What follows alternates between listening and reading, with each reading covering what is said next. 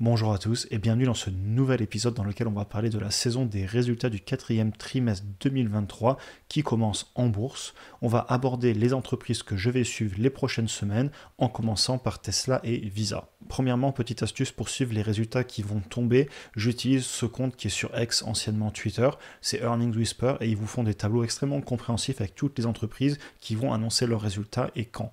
Donc vous voyez que cette semaine, on va commencer avec des entreprises comme Netflix, 3M, dès mardi, même dès lundi, on a vu aussi quelques résultats la semaine d'avant, mais vraiment le gros des résultats va être cette fin de semaine, donc dès ce soir avec par exemple Tesla, ASML, IBM, AT&T.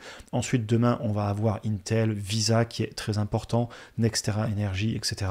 Et la semaine d'après, on en parle en fin de vidéo, vous avez beaucoup de grosses entreprises de la tech qui vont tomber. Dans cette vidéo, en première partie, je vais vous proposer de parler un petit peu plus en détail de Tesla et Visa, qu'est-ce que je vais surveiller dans les résultats cette semaine.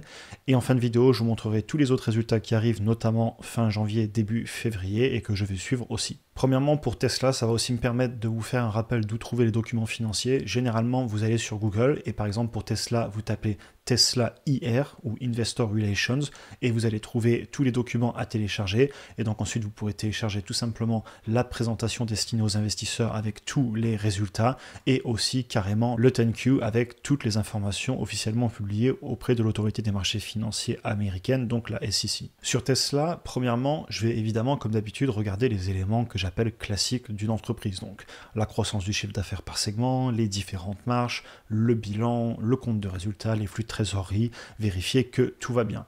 Et je compare ces éléments avec mes prévisions long terme pour voir si on ne dévie pas, donc la tendance de croissance, les marges, etc. Est-ce qu'on est en ligne? Mais ça, clairement, c'est quelque chose que je préfère regarder sur du très long terme en TTM, donc en Trailing 12 Months, en gros en 12 mois glissants. Je ne vais pas forcément m'arrêter sur un trimestre où il y aurait eu une difficulté, ça peut arriver, les business peuvent être cycliques, etc. Par contre, ce que j'aime faire, c'est d'écouter les earning calls, donc les conférences destinées aux investisseurs. Et il y a pas mal d'informations que je vais y retenir. Donc déjà, vous avez quand ils publient les résultats, un petit résumé des grandes lignes de ce qui a été accompli sur le trimestre. Ça, vous le trouvez sur les documents dont on a parlé avant. Et ensuite, moi, ce que je vais essayer de trouver, par exemple, pour Tesla, c'est comment se comportent les ventes. Ce sont des produits qui sont chers, donc est-ce que les taux impactent le financement? Est-ce qu'ils doivent baisser les prix encore pour maintenir les ventes? Parce que clairement, c'est des objets qui s'achètent à crédit bien souvent. Est-ce qu'ils mentionnent par exemple le fait que les taux réels ayant légèrement baissé, ils l'ont ressenti au niveau des ventes? Après, ils vont peut-être parler de leur stratégie de baisse de prix parce que leur objectif, c'est d'inonder le marché de voitures et ils ne cherchent pas spécialement à gagner de l'argent de suite, même s'ils en gagnent, mais ils ont précisé qu'ils étaient OK à avoir des marges plus faibles pour gagner des parts de marché. Donc, est-ce qu'ils continuent dans cette stratégie? Est-ce qu'il y a des évolutions sur les nouveaux segments qu'on attend un petit peu, notamment je penserai à l'énergie, je penserai à tout ce qui est autonomie, etc.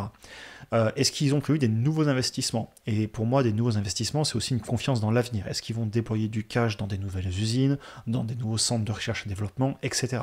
Est-ce qu'il y a des annonces particulières? Peut-être qu'ils vont annoncer un nouveau Tesla Day, donc un jour où ils annonceraient un nouveau produit, un nouveau véhicule, etc. Et aussi, globalement, ce que je fais, c'est que je peux sonder la confiance de la direction.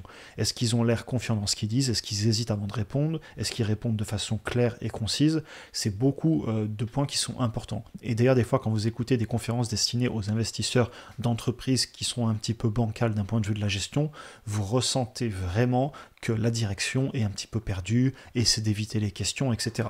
Alors qu'une entreprise qui sait où elle va et qui est plutôt confiante, vous allez vraiment le ressentir dans les voix des personnes et dans les réponses. Une autre entreprise que je vais suivre cette semaine, c'est Visa. Alors il y en a d'autres que je vais regarder, évidemment je vais regarder Netflix, Nextera Energy, peut-être Intel, etc. Mais là je vous parle de deux entreprises qui pour moi sont intéressantes à regarder en profondeur aussi d'un point de vue de l'économie. Et c'est ce que je vais vous dire sur Visa. Je n'ai pas l'entreprise en portefeuille en fait car elle n'a jamais atteint un prix qui m'intéresse suite à mes analyses. Mais j'aime bien le business model et je la regarde donc de près assez régulièrement, vous le savez, j'en ai déjà parlé plusieurs fois sur la chaîne de Visa, et elle a sa place dans mon tableau de prix cible, dans mon tableau de suivi qui me permet de savoir si une entreprise vient sur des niveaux qui m'intéressent d'après mes analyses précédentes, alors je commence à m'y intéresser à nouveau et ça m'évite d'être trop préoccupé à regarder les graphiques tous les jours. J'ai une liste d'entreprises que j'apprécie, des prix qui me semblent cohérents et quand on vient les toucher, eh bien je vais regarder de près l'entreprise. Maintenant, soyons clairs, je vais aussi regarder Visa dans l'optique de voir l'état de l'économie parce que c'est une entreprise qui est excellente pour ça. Par exemple, on a eu sur le quatrième trimestre 2023 Black Friday, Noël, les fêtes de fin d'année, donc pas mal d'argent qui a dû être dépensé. Est-ce qu'ils l'ont ressenti? Est-ce qu'on a fait mieux que l'année d'avant en termes de dépenses? Et ça, ils vous le montrent dans les tableaux résumés juste en dessous, où on voit les augmentations ou les baisses en volume de paiement internationaux, le total des revenus qu'ils ont gagnés, donc eux sur leurs frais, etc. Et ils vous font aussi des commentaires sur l'économie qui sont extrêmement pertinents.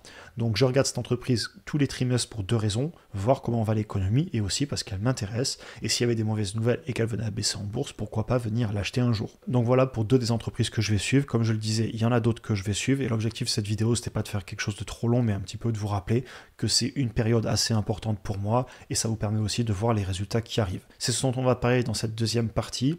Alors comme je vous le disais, cette semaine, on a qui tombe déjà Netflix, donc je vais regarder Tesla, je vais regarder ASML aussi certainement, je vais certainement regarder Intel, NextEra Energy et Visa. Ensuite, on a la grosse semaine qui arrive entre le 29 janvier et le 2 février, où là, une grosse partie des entreprises qui pèsent énormément dans les indices, dont le Nasdaq et le S&P 500, vont être publiées. Donc lundi, je regarderai SoFi. Ensuite, mardi, on va avoir Microsoft, AMD, Alphabet, donc Google. Le lendemain, on va avoir Boeing, on va avoir Qualcomm. Ensuite, le jeudi, on va avoir Meta et Apple, donc des très grosses entreprises qui vont publier leurs résultats cette semaine. Et la semaine d'après, on continuera donc du 5 au 9 avec Palantir, McDonald's, on aura Ford aussi pour l'automobile, on aura PayPal pour les paiements, Disney, on aura ensuite Pepsi en fin de semaine et ça continue. Donc voilà, je vous laisse mettre la vidéo en pause si vous voulez regarder les résultats qui arrivent parce qu'il y a peut-être des entreprises qui vous intéressent là-dedans. Et je vous invite évidemment aussi à en parler en commentaire. Qu'est-ce que vous suivez? Qu'est-ce qui vous intéresse en ce moment? Au-delà du fait que ça m'aide déjà moi à trouver des nouvelles idées, puisque par exemple, il y a encore pas longtemps, je regardais les entreprises que vous m'aviez évoquées en DM ou en commentaire. Ça permet aussi à toute la communauté d'en profiter, puisque les commentaires sont visibles par tous. On en a fini pour aujourd'hui. C'était une vidéo assez courte qui allait droit au but. J'espère qu'elle vous aura intéressé. Pour information, comme d'habitude, vous pouvez cliquer ici pour regarder une autre vidéo. Si vous avez apprécié cet épisode, n'hésitez pas à vous abonner, liker, partager à des personnes que ça pourrait intéresser, ce type d'informations, et aussi passer sur Instagram. Sur ce, je vous souhaite une excellente journée et à très bientôt pour une prochaine vidéo.